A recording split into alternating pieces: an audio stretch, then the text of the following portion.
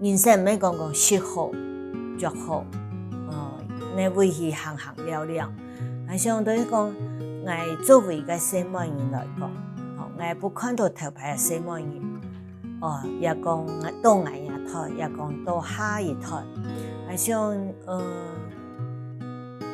基本上咱台湾还算讲行到较头前啦，所以讲关于性别，也讲所谓的女权呀，件事情，咱算行运动才头前的啦，所以也系咱较骄傲的一个点。不过就是讲，咱可能理论上行头前，不过其实咱进行生活当中，还没进行所谓有平权这件事情。所以讲学校也好，家庭也好，也讲普通咱社会各个领域，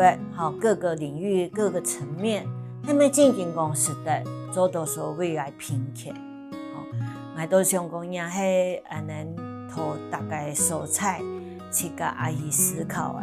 我个作品里头对朴彩也讲出色，也讲像阿伯婆啦，也讲每项个有写当到对讲像阿五该做下啦其实干嘛会讲到新住民，咱两下当到新住民朋友嘛，来咱台湾做事也好，也讲嫁到台湾来，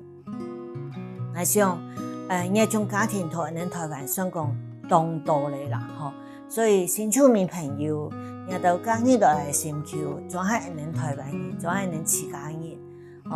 也都西门人家过来，我相信咱嘛精通设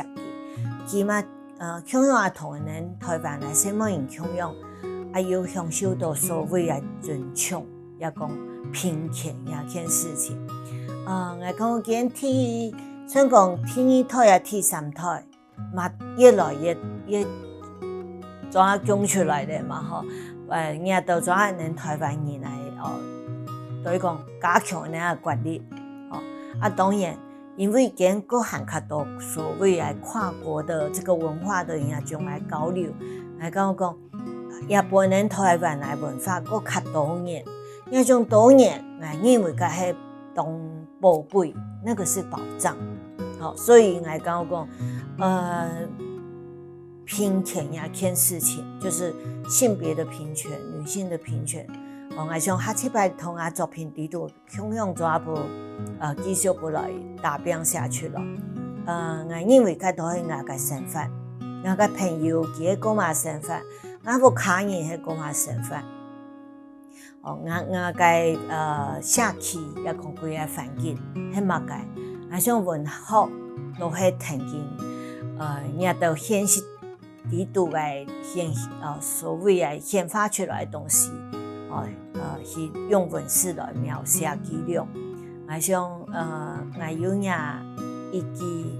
刻畫抗議表現來比，我有一支用法語表現來比，支麻煩做當到其他國家語言，我想也都係我一生是在為我自家，為我嘅客家也講。為台灣、為世界流浪來，也都作品，不管佢係咪講正經有安好，可能下當大病，不過我係當心心意，就是非常誠心誠意的，來面對作品跟我的人生，好，我想也都係也從也同口也門口。同大家來做一個分享，希望大家有歡喜。